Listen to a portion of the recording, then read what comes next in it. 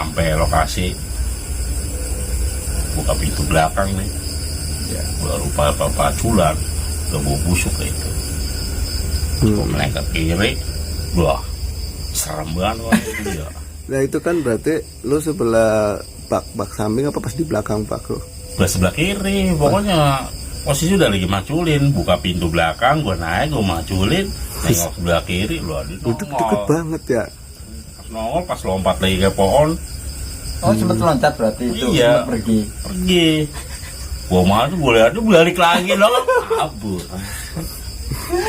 Kali ya. Ngomong pocong, ada pocong. Ngomong gigian, jalan. Langsung masuk supir sigap, langsung sigap, langsung sama mobil jualan. Gak pakai rem lagi, langsung 12 yang turun aja, langsung belok.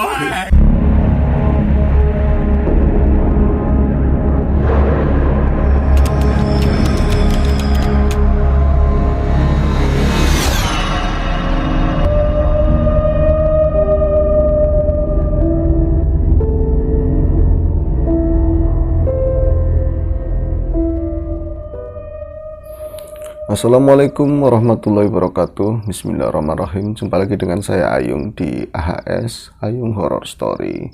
Seperti biasa akan ada satu cerita horor yang akan kami sampaikan untuk kawan-kawan semuanya. Semoga masih tetap bisa menghibur, masih dapat diterima. Dan apa kabar hari ini? Semoga semua dalam keadaan baik, sehat, dan selalu bahagia, tentunya kami harapkan seperti itu. Langsung saja ke cerita. Ini adalah sebuah kisah horor yang dialami oleh seorang bernama Ivan, seorang bapak dengan dua orang putri. Usianya kira-kira 42 tahun.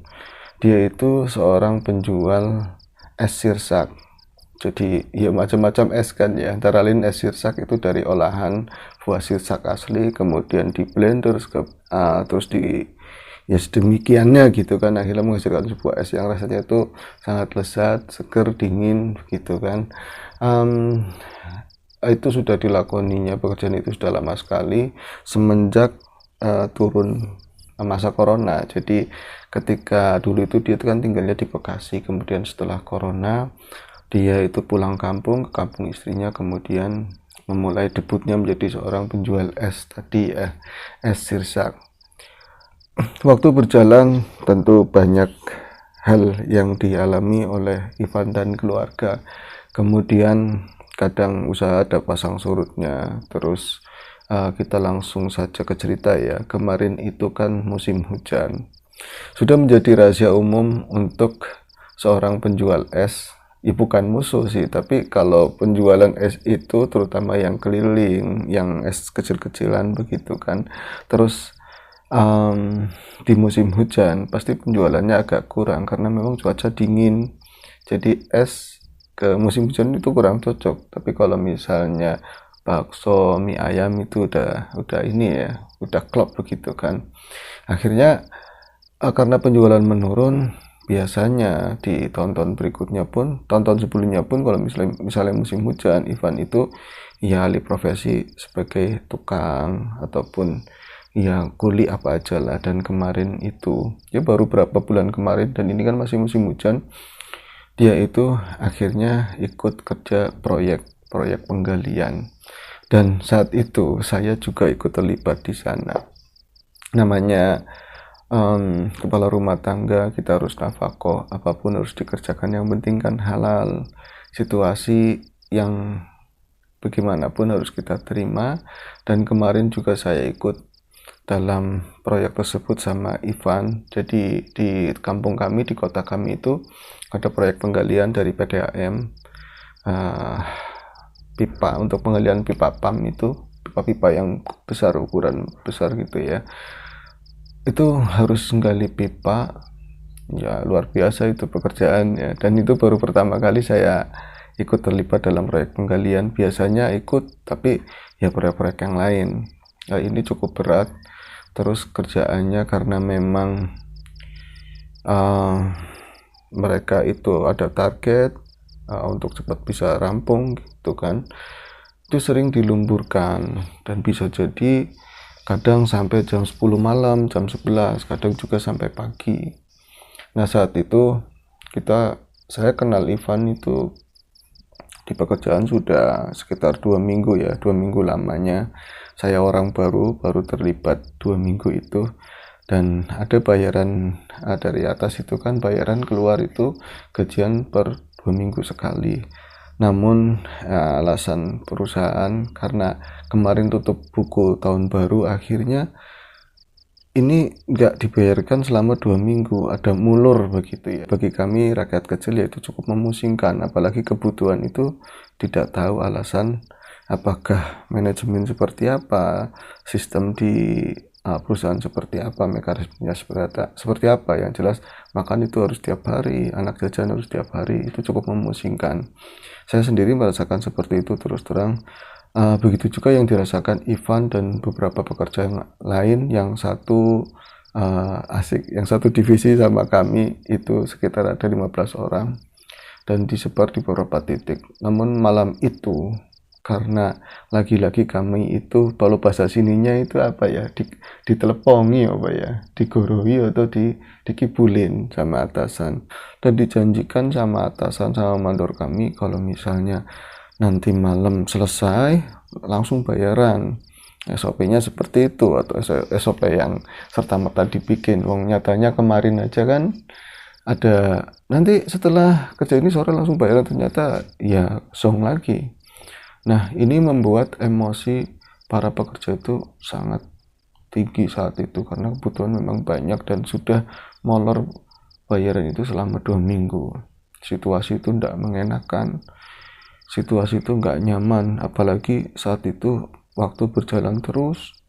Kita itu kerja dari jam 8, pegang pacul, pegang linggis, harus ngorek tanah kadang campur batu yang keras.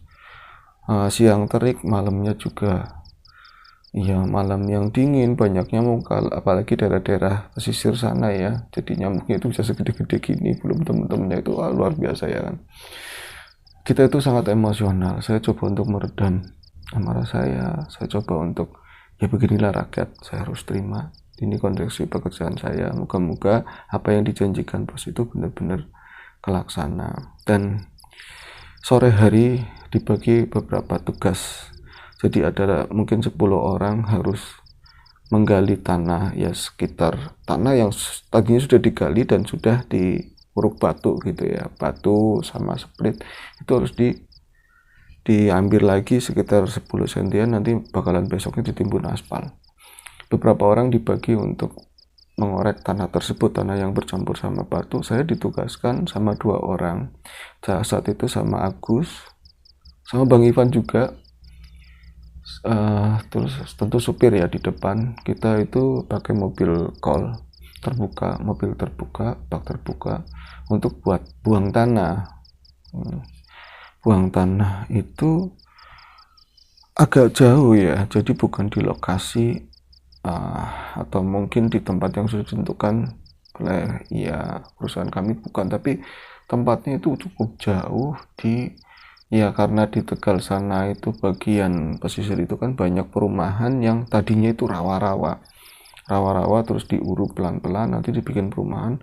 Kita harus buang di daerah rawa-rawa, dan saat itu kita buang, mungkin teman-teman yang ada di Tegal paham daerah Keraton sana, kita buang ke sana. Ada satu wilayah namanya Keraton, saya juga kurang paham padahal orang Tegal ya. Nanti perjalanan cukup jauh. Saya waktu itu buang tanah itu pertama kali jam 9 malam, kira-kira jam 9 malam. Tanah itu harus dinaikkan dulu ke kolbak, kemudian setelah penuh, saya, Agus, sama Mas Ivan itu naik di belakang, sementara di depan itu kan supir bawa mobil. Dan iya, buat saya cukup lega karena memang setelah berkeringat, lelah, terus dibawa angin-angin begitu kan, terus di belakang mobil itu rasanya nyaman, semriwing.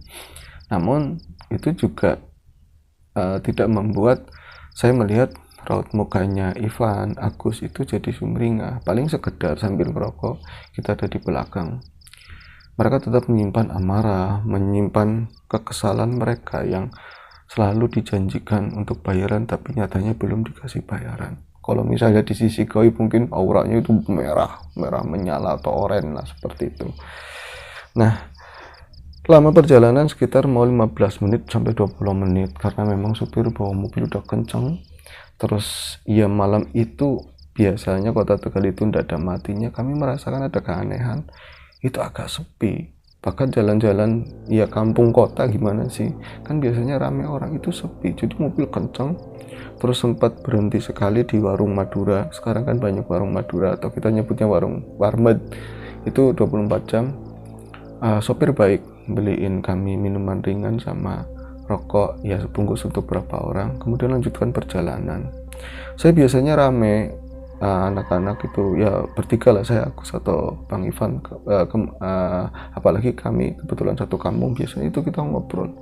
Namun saat itu yang saya rasakan, mereka itu seperti berselancar dalam pikiran masing-masing. Saya mencoba untuk menghibur diri saya sendiri yang mempunyai beban yang sama, capek juga kan. Nah, mobil terus berjalan, itu nembus daerah yang lebih sepi, banyak pohon-pohonan gede, kemudian rumah itu masih jarang-jarang sekali. Nah, itu dari kejauhan itu nampak sebuah warung itu ada pertigaan kecil. Saya pikir pertigaan itu kalau belok itu nanti ada jalan lagi, ternyata disitulah tempat kami akan buang tanah. Nah, masuk ke arah kanan ya sempat sopir menyapa yang penjual warung saat itu, ada bapak-bapak di sana, buang tanah mas, nggih pak, katanya. Nah, kita lanjutkan belok ke kanan. Itu memasuki lokasi, saya merasakan sesuatu yang gak nyaman sekali. Ini tempat apa dulunya ya, saya pikir. Ya cocok logi aja, kok sintru di kota begini masih ada hamparan tanah yang luas tapi tertutup sama, sini nyebutnya itu lingi, kayak tumbuhan-tumbuhan julur-julur yang ya mirip seperti tumbuhan tebu, cuman bawahnya air. Biasanya itu namanya lingi-lingi lah, seperti itu biasanya di pajangan orang pernikahan sering ada.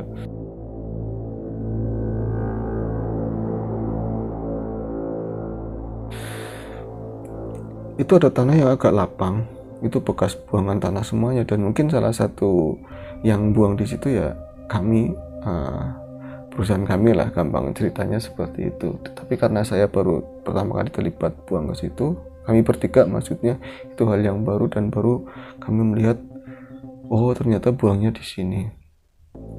Mobil berjalan pelan karena memang jalannya itu tanah, iya bergelombang. Nah, di kiri kanan kami melihat banyak tadi tumbuhan-tumbuhan lingi yang berdiri begitu ya, tingginya kan sekitar 2 meter atau 3 meter. Itu seperti kayu tebu. Tuh rasanya tuh ndak enak banget.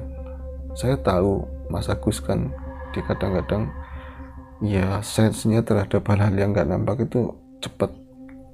Dia itu saya melihat Mas Agus nggak ada reaksi, nggak ada omongan apapun, tapi saya melihat dia itu mulai mengernyitkan ini alis matanya, dahinya mulai agak kenceng.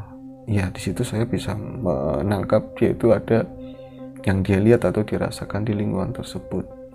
Bener praktis itu saya ngerasain kayak dulu itu ada film jadul, film Roma itu masuk ke daerah yang sepi seperti itu. Semakin dekat titik kami untuk buang tanah itu jalanan semakin gak rata, jadi ada goyang ke sana ke sini. Saya aja sampai pegangan pinggiran bak mobil itu kencang, takutnya saya itu kelempar, begitu juga kawan-kawan yang lain. Nah, di depan itu kami melihat ada satu pohon besar, dan pohon itu ini ada tangkai pohon gede ya, gede itu lingkarannya mungkin ada 30-an senti ya, itu diameternya. Ini tangkai ini rada doyong gitu kan, rada menjulur ke bawah, dan ya mungkin kurang lebih ada 1,5 meter di atas mobil kami. Nampak seperti ular besar yang ngambang di atas, karena pohonnya itu agak jauh dan dia itu nyebrang di atas jalanan ya tadi, tanah yang kami injak, tanah yang kami lewati. Yang bikin saya sendiri gitu ya, yang saya lihat Di pohon tersebut yang kelihatan cuma hitam itu ada seutas tali. Tali itu dari kejauhan nampaknya warna cuman hitam ya, kemudian karena kena pendar lampu mobil jadi nampak warnanya itu merah. Saya di dalam hati, gila, ini ada tali seperti itu. Jadi bayangannya itu buat orang gantung diri dan macam-macam. Nah, saya kan modelnya kalau misalnya saya merasakan ada hal-hal di luar kita, tapi kalau saya nggak mau dinampakin jelas, saya cuma bisa merasakan. Jadi tak sensor, nggak kelihatan gitu kan. Tapi saya asli, saya merasakan di atas pohon itu banyak sekali makhluk-makhluk di luar kita yang lagi duduk di sana. Ada yang bergelayut, yang ada yang duduk, tapi saya nggak mau ngeliat ke situ lah. Ya, gue. Saya ingin buang tanah, saya kerja, saya lagi lelah, saya nggak ngurusin kalian semua. Tapi saya nampak di raut mukanya Mas Agus, dia dahinya semakin berkerenyit dan ada gumaman kecil dari mulutnya, kayak semacam dia ngomong, sialan banyak sekali, seakan-akan kayak gitu, tapi setengah nggak terucap lah. Sementara saya lihat wajahnya Mas Ivan, dia semakin tegang. Ada kata-kata cuman gini amat, kata si Ivan begitu, karena dia memang dari bahasa Jawanya itu belum begitu lancar, banyakan ya pakai dialek Betawi. Kemudian sampailah di titik buang, itu mentok. Jadi tanah itu sudah mentok sama tumbuh-tumbuhan lingi-lingi tadi. Di sana ada batas buangan tanah, mobil dimundurkan, parkir di sana, ya kita sempat parkirin juga. Terus sudah sini Pir, saya bilang begitu. Ya Mas, di sini aja buangnya Mas, jangan ke belakangan, nanti ke sana malah mobilnya jeblos. Itu saya alhamdulillah, walaupun ada beban, tapi saya bilang alhamdulillah, di situ itu nyamuknya luar biasa banyak. Untung saya prepare pakai lotion anti nyamuk, itu aja masih tembus. Sementara teman saya ada si Ivan, ada Agus, bahkan supirnya itu plak, gila nyamuk banyak begini. Itu cuma kata-kata sedikit, tapi mereka kayak tenggelam berselancar dalam saya pikir ketakutan mereka masing-masing lah, karena memang suasana itu gak enak banget. Dan saya itu alhamdulillah ya tadi saya merasakan banyak gigitan nyamuk, jadi saya konsentrasi nurunin tanah bareng sama kawan-kawan. Ada yang dari samping, Ivan dari belakang, saya dari samping kanan, Agus dari samping kiri, ditarik pakai pacul begitu. Jadi saya teralihkan ke rasa gatel yang tadi di kaki saya. Jadi saya nggak terlalu memperhatikan tadi beberapa dirasa saya itu banyak makhluk yang datang saat itu ngumpul di situ. Wis kan, cepet-cepet kami habiskan satu bakul itu karena nggak terlalu banyak juga. Setelah itu selesai, udah tutup lagi. Itu cukup sulit untuk keluar dari situ, dan kita nggak ada yang ngomong sama sekali sampai keluar dari lokasi tersebut. Untuk ketika saya keluar dan kemudian melewati pohon tadi, itu baru nampak jelas ada beberapa bayangan hitam, ada juga yang pakai baju putih itu di pohon tersebut ya, karena memanjang. Namun ya udahlah, kalian saya lagi kerja. Namun saya lihat Mas Agus juga nggak ngomong, Ivan juga nggak ngomong, sampai batas warung pun biasanya nyapa, udah Pak atau apa, itu diem. Kita langsung belok balik lagi ke arah kerjaan, nyampur gabung sama teman-teman yang lain. Dalam perjalanan itu kami sama-sama diem dan udara semakin dingin. Terus saya pengen mecah kebekuan, saya bilang, mantap ya Gus. Saya bilang mantap ya Gus, artinya mantap di sana. Gila banyak banget, kata dia begitu. Kalau Ivan, saya yang melihat Ivan itu dia nggak ada arah ke sana pembicaraannya. Cuma dia cuma ngomong, malam-malam buang tanah begini, yang lain nggak disuruh, saya disuruh. Ya ngomongnya seperti itu. Dia masih marah, kesel, mungkin karena belum bayaran ya. Setelah itu kami sampai di lokasi. Kadang-kadang mandor begitu ya, tadi suruh buang tanah tugasnya kalian, pas nyampe ke sana suruh gabung sama yang lain. Akhirnya saya gabung dan dikasih pekerjaan satu orang 10 meter untuk gali tanah. Saya itu di dekat masjid, Jadi 10 meter ke sana baru ketemu Ivan, 10 meter lagi ketemu teman yang lain. Alhamdulillah saya untung bawa kopi sendiri, bawa prepare lah, ada air minum sendiri, jadi ya anteng di situ saya gali tanah. Itu dari sekitar jam 10 sampai sekitar jam setengah 12 saya pindah geser-geser sedikit terus. Tapi ada hal yang saya rasakan setelah buang tanah tersebut. Kok saya itu merasa ada yang ngikutin dari tadi ketika buang tanah, di lokasi buang tanah. Dia ada tapi nggak ada, artinya saya bisa merasakan ada yang ngikut tapi nggak jelas di mana. Nah, ketika saya istirahat itu di pojokan masjid, dekat masjid ya, ada jalan kecil. Saya istirahat di pojokan masjid, nggak ada orang lewat sama sekali. Teman-teman saya lihat di sepanjang jalan juga lagi banyak istirahat, nggak ada yang macul sama sekali. Belepetan tanah, ya buru-buru udah mandi jam segitu. Saya nuangin kopi, saya merasakan ada yang mendekat. Kemudian ada bau yang nggak enak, baunya busuk banget, semakin busuk. Saya bilang cuman kayak gitu aja, saya nggak lanjut macam-macam.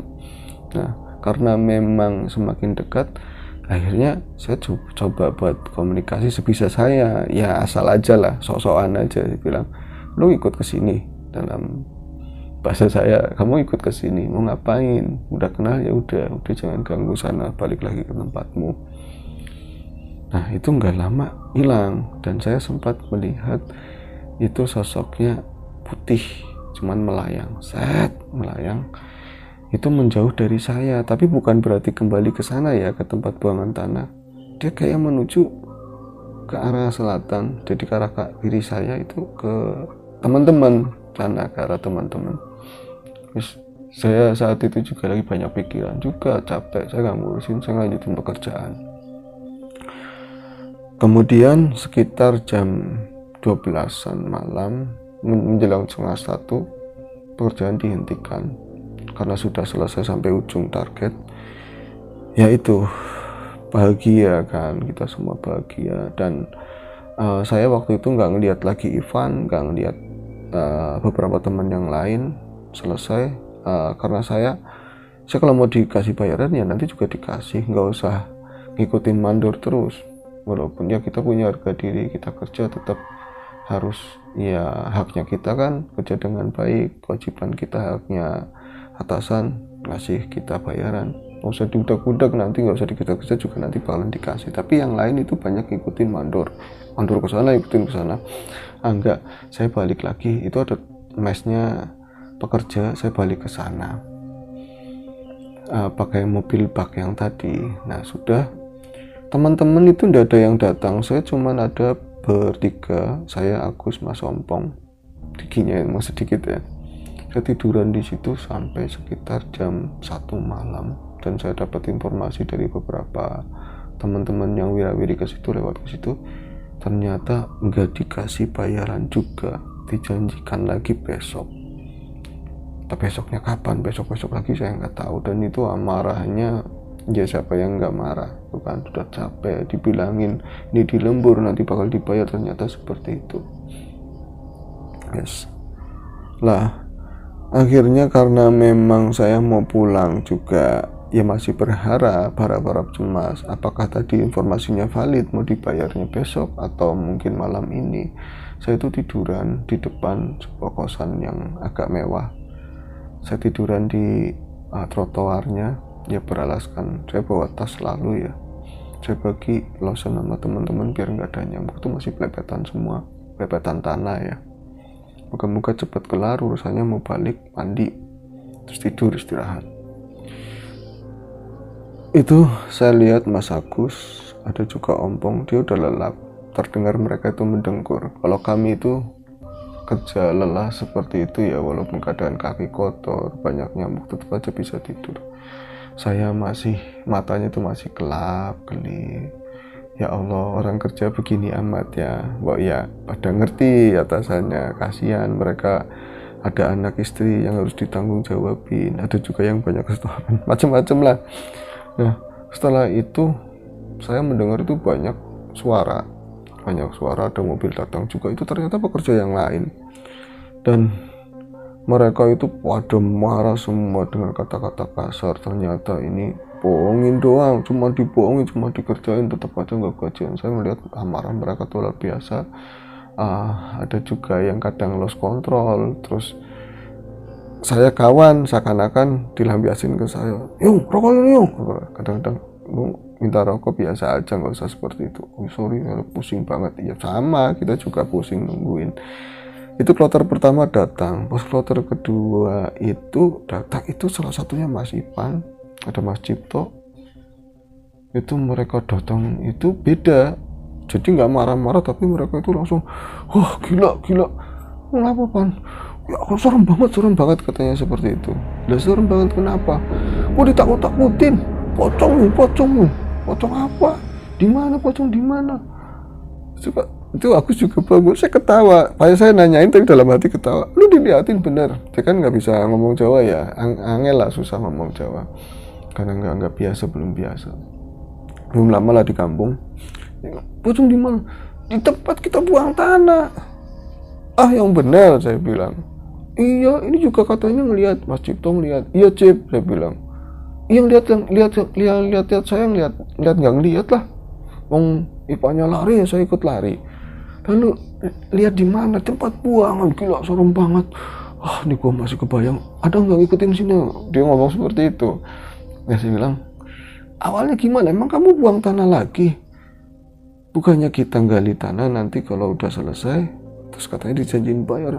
Bayaran apaan? Saya disuruh buang tanah itu bertiga sama Cipto, satunya sama Sikin katanya. Ada orang tua namanya Sikin. Nah terus saya kesana kan ya, diceritain lah sama si Ivan tadi.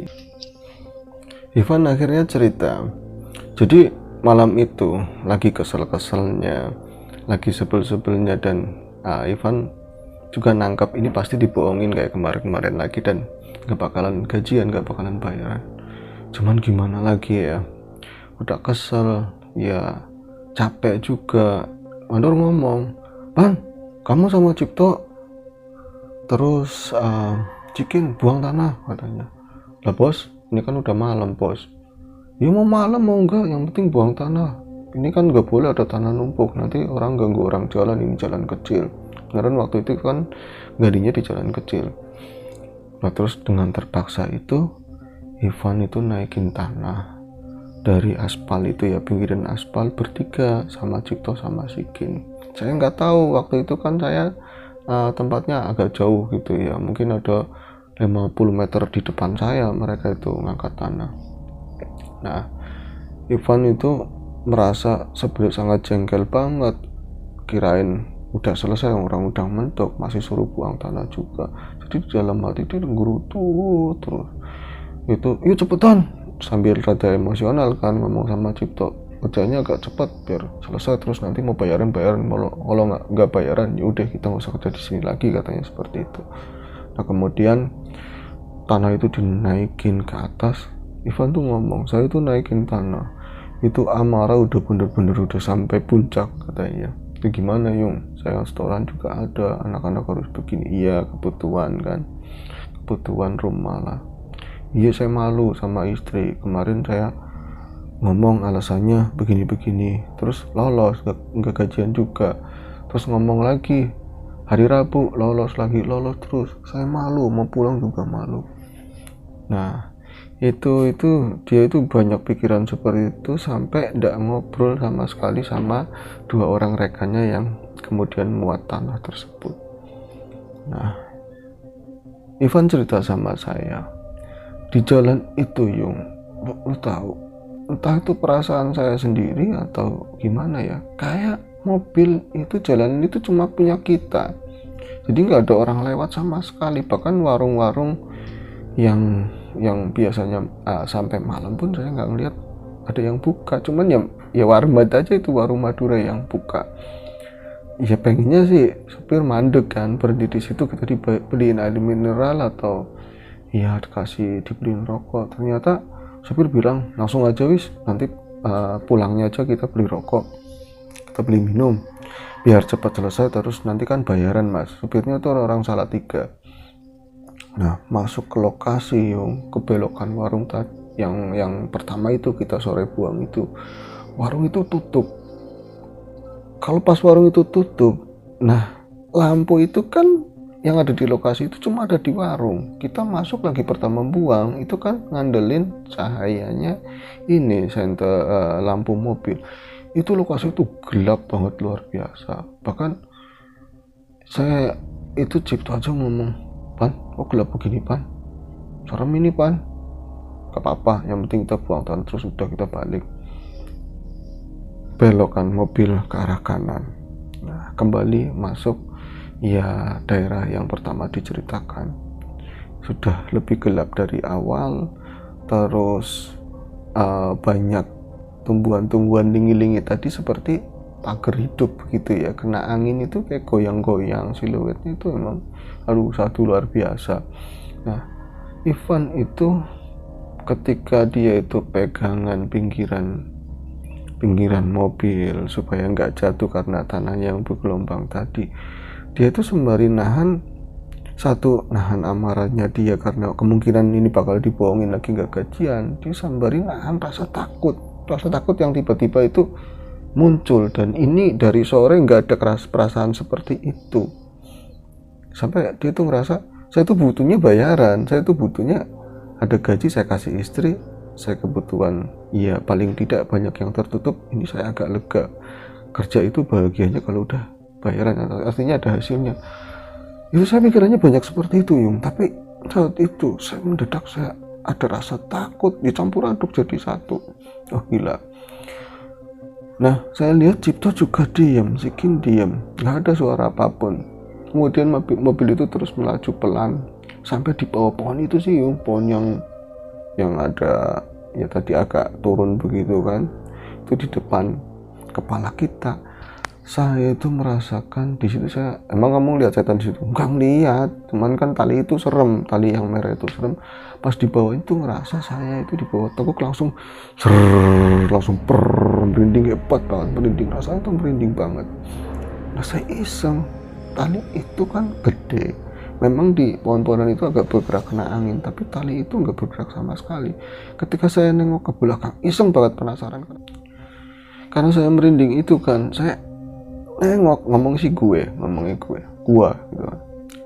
Saya bahasakan bahasa saya aja, jadi pakainya saya, karena saya itu penasaran banget kok merinding sekali ketika lewatin pohon tadi. Saya ke atas, itu tali yang tadinya diem, itu tali bisa begini, kayak ada yang mainin tali itu. Wah saya semakin merinding, merinding hebat Yung. Saya langsung astagfirullahaladzim, kok tali bisa gerak begitu. Yang lain itu ya namanya mungkin pohon mangga atau apa ya, jadi nggak ada gerakan sama sekali daun-daunnya, cuman tali itu kayak dimainin bang. Cuma saya diem Yung, saya tetap pegangan supaya cepat nanti buang tanah udah gitu kan. Tapi semakin dekat sama tadi tempat yang buang tanah tadi, saya semakin takut, semakin merinding hebat. Dan saya rasa waktu itu kami itu benar-benar diliatin, entah siapa, banyak yang liatin kami, dan itu nggak nyaman banget. Sampai saya rasanya itu tadi kan dikasih makan ya, kalau lemburan sempat makan, artinya badan saya juga nggak lagi sakit, saya kan rada nyaman harusnya, tapi itu enak mendadak, itu mual banget di perut saya. Saya ngeliat mukanya Sikin, dia itu kayak nahan marah. Cipto juga seperti itu, mungkin ya tadi belum bayaran. Nah sampai di lokasi buang tanah tadi, ya atret atau parkir, mundur seperti kesulitan, karena yang awal buang itu mungkin sama saya ya, banyak tumpahan tanah yang masih belum padat kan, dilewatin mobil ya, dengan muatan itu berat, jadi agak sulit gitu kan jalannya. Nah akhirnya saya langsung loncat kata si Ipan. Saya buka tuh pintu belakang mobil bak tersebut, saya buka pintu belakang, saya langsung ngomong, yuk cepetan kita buang, nggak enak banget di sini, nyamuk ada apa nyamuk, udah nggak ngerasain nyamuk, saya adanya marah saat itu, tapi saya campur takut anehnya Yung. Nah saya langsung tarikin tanah itu pakai cangkul yang lebar dari belakang, saya baru berapa pacul. Nah, Cipto itu sebelah kanan bak, sementara Sikin sebelah kirinya. Saya ngeliat di belakang Cipto itu kan ada tumbuhan-tumbuhan lingi-lingi itu ya, karena memang ya ada pendar lampu, sopir juga main HP itu. Ya kelihatan daunnya ada hijau-hijau, cuman gelap di situ. Saya tuh merasa di belakang Cipto itu ada yang berdiri. Belakang Cipto ada yang berdiri. Iya, di belakang Cipto persis. Cipto itu ya narikin tanah dari samping gimana kayak ogah-ogahan. Mungkin capek juga. Terus kalau misalnya kita tumpuk naik ke atas semua juga kan sempit. Orang baknya cuma segitu. Jadi berdiri dari samping bak, di samping ban belakang. Itu ada yang berdiri di belakang Cipto. Cuman kalau saya sambil narik tanah, dia itu kayak menghindar dari pandangan saya. Terus mungkin merinding hebat, dan lama-lama saya itu nyium bau yang menyengat. Itu baunya semacam bau bangkai, tapi ini bukan bangkai tikus, bukan bangkainya ya kambing atau bangkai ayam. Ini bangkai yang lebih busuk dari semua bangkai itu. Saya tuh bayangannya ini kayak bangkai orang. Saya kan dulu di Bekasi pernah lihat ada orang meninggal di jalan, sampai ada di gudang juga sampai berapa hari. Itu baunya seperti itu, baunya luar biasa menyengat. Kok baunya seperti ini ya? Saya terus ngaduk, buangin tanah, nurunin tanah itu sambil saya nggak mau ngelihat ke arah Cipto, karena yang berdiri itu ada dan nggak ada. Saya ke arah Sikin, malah saya ngomong, cepetan mas, dibuangin tanahnya, kita cepat pulang. Lah tiba-tiba saya itu iseng lagi, karena Cipto itu nggak ada suaranya sama sekali. Saya ngeliat lagi ke arah Cipto, ya jaraknya paling 2 meter samping saya. Itu dari lingi-lingi, dari tumbuhan itu langsung itu kaget luar biasa saya itu.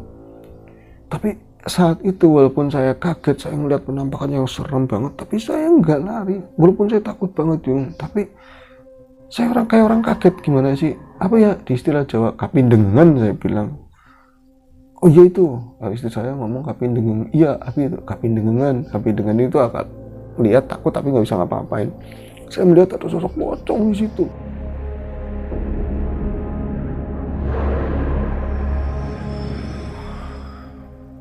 Serius loh, iya.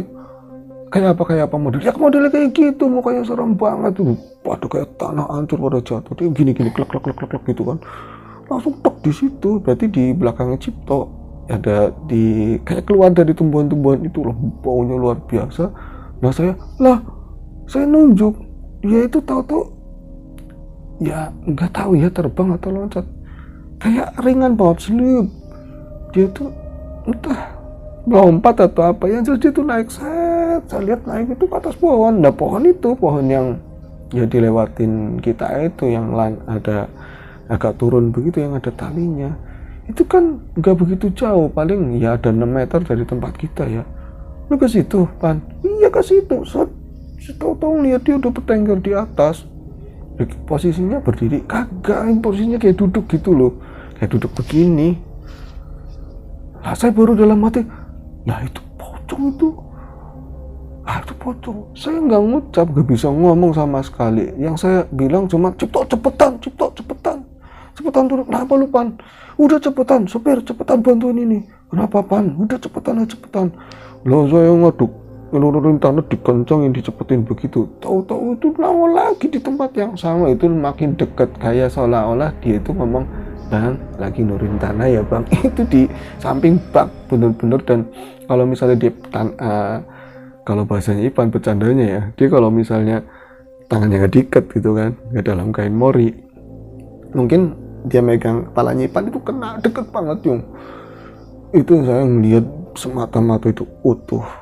Cuman saya bilang, ini yang ikatan atasnya itu kayak kembang apa yang turun? Nggak tahu, saya nggak bisa jelasin yang kayak gitu, yang saking takutnya. Yang jelas itu hancur banget, kelopot gitu, kotor. Itu deg. Nggak tahu itu kapan ke situ, tahu-tahu ada di samping bak. Saya langsung cabut. Saya langsung turun, lompat ke belakang. Dia masih berdiri di situ. Saya langsung Cipto, saya tarik aja, Cipto naik. Itu mungkin nggak tahu lah, pokoknya si Kin saya suruh masuk suruh masuk ke dalam, nemenin supir masuk, ayo kita balik. Supir itu langsung garcep, dia itu gerak cepat mundurin mobil dan dilalahi itu loh, mobil itu yang biasanya sulit itu langsung cepat muter, langsung kabur, bahkan pintu belakang itu belum ditutup, jadi tanah itu pada berjatuhan, terus cabut bir, cepet. Saya bilang, apa supir melihat ya? Nggak tahu, yang mungkin dia juga melihat kali, soalnya saya itu kan tanah belum dibuang, baru ya separuh aja belum ada. Saya bilang cabut bir, dia langsung tanggap. Nah akhirnya kita jalan itu kencang, supir juga ngerasa kayak diudak-udak juga sama, dia lebih kencang dari ketika datang. Saya itu nengok ke belakang, itu dari tempatnya yang tadi pertama dia berdiri, saya nggak mau nengok lagi, tapi ketika mobil jalan otomatis saya ngeliat ke belakang, dia tuh ngeliat cas yang udah kita bener-bener, dan dia itu nggak berdiri nggak seperti kayak yang di video-video itu tuk loncat, dia nggak loncat tapi kayak melayang set itu seolah-olah mendekat ke arah kita, cabut itu sekitar jalanan itu mungkin inilah yang dinamakan kayak dimensi berbeda. Jadi tiba-tiba kalau udah pagi mungkin ya, di sana kan daerah pesisir dan ada banyak orang yang harus melaut, itu mungkin mulai banyak orang, dan ya ada mobil bak juga di depannya, nggak bisa kencang, itu dekat warung Madura. Akhirnya berhenti tuh mobil, dan saya lega kayaknya nggak ngikutin. Nah itu supir nggak ngomong apa-apa, dia langsung beli air mineral, ditenggak sendiri, nih pada minum rokoknya. Supir aja sampai ngos-ngosan. Terus, lah pak, kenapa sih tuh? Bandung lihat apa puan? Kata si supir itu. Saya lihat pocong di sana. Jangan lagi pan ke situ pan. Situ lihat saya, kata supir itu kan. Nah, yang dua itu pelongo. Emang ada pocong di situ? Bir cepat balik. Akhirnya karena mereka masih di lingkungan itu ya nggak jauh lah, baru ada 150 meter, nggak mau terjadi apa-apa. Akhirnya mereka langsung balik lagi dan di tempat kerjaan langsung gabung ke kami di mes. Itu cerita sama saya seperti itu. Ya iya seru-seru gimana kan, tapi dia masih ketakutan kan. Ketika cerita masih ketakutan dan fix ditambahin lagi ternyata nggak bayaran, semakin emosional. Akhirnya udah kita balik aja. Sekitar jam 1:30 pagi kami bermotor, saya, Ipan, ada Mas Sompong, Agus, kami pulang dan di jalan ya adanya amarah, adanya kekesalan yang nggak tahu ujungnya mau bayaran sampai kapan, dan dari estimasinya 2 minggu bayaran sampai sebulan lebih, dan baru mau tahun baru dibayar. Ya itulah suka dukanya orang kerja proyek. Dan kemarin saya ikut sama mereka, ada kejadian di mana Mas Ivan itu dilihatin sosok yang sangat familiar tapi menakutkan. Itu ada pocong ya, seperti itu. Penararan saya mungkin karena ya memang entitas itu ada, tapi si sosok itu ketarik karena memang kita lagi pada marah, lagi pada capek, jadi energinya itu kayak ketarik. Dan saya setelah ngobrol-ngobrol di rumah, berarti ngikutin kita kerja waktu habis buang pertama, iya, sampai ngikutin di belakang masjid, waktu itu di belakang saya bilang. Itu aja ceritanya dari Mas Ipan, cerita kemarin ketika kami sama-sama ikut di penggalian. Semoga dari cerita ini bisa menghibur teman-teman semuanya, dan mohon maaf bila mana ada kata-kata yang kurang berkenan. Sehat selalu, kita jumpa lagi di AS berikutnya. Assalamualaikum warahmatullahi wabarakatuh.